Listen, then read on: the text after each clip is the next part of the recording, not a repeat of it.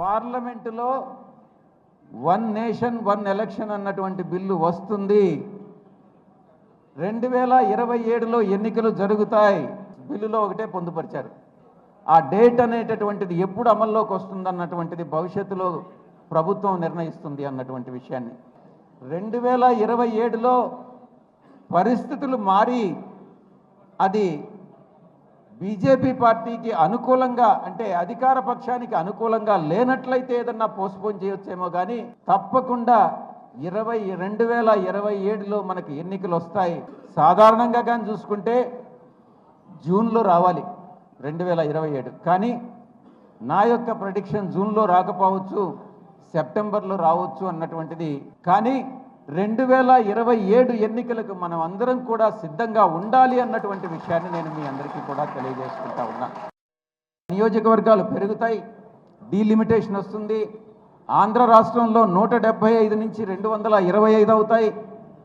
అలాగే లోక్సభలో స్థానాలు పెరుగుతాయి, రాజ్యసభలో స్థానాలు పెరుగుతాయి.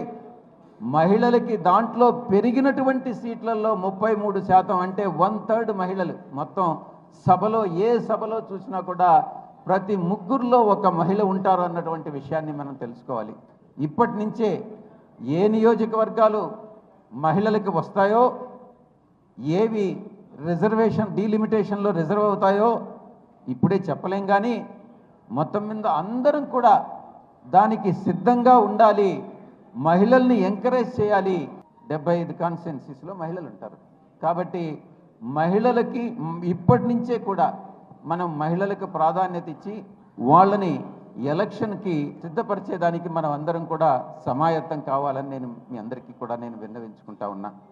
తెలుగుదేశం పార్టీ ప్రభుత్వం వైఎస్ఆర్ కాంగ్రెస్ పార్టీ నాయకులందరి మీద కూడా కేసులు పెడతా ఉంది.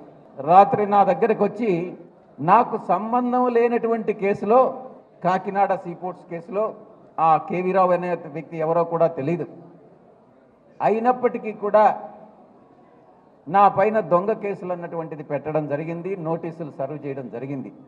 నేను ఒక్కటే చెప్తా ఉన్నా, మీరు ఏదైతే ఈరోజు చేస్తున్నారో అవన్నీ మిమ్మల్ని తిరిగి 2027 తర్వాత మిమ్మల్ని వెంటాడుతాయి అన్నటువంటి విషయాన్ని మీరు గుర్తుపెట్టుకోవాలి అని నేను చెప్తా ఉన్నా. రకరకాలైనటువంటి కేసులు ప్లాన్ చేస్తూ ఉన్నారు. లిక్కర్ కేసట, శాండ్ కేసట, ఇదేదో సీపోర్ట్స్ కేసు అంట. ఆ రకంగా రకరకాలైనటువంటి కేసుల్లో మనల్ని ఇంప్లికేట్ చేయాలన్నటువంటి ప్రయత్నం జరుగుతూ ఉంది. నేను ఈరోజు ఇక్కడికి వచ్చా, నా మీద లుకౌట్ నోటీస్ ఇచ్చారు.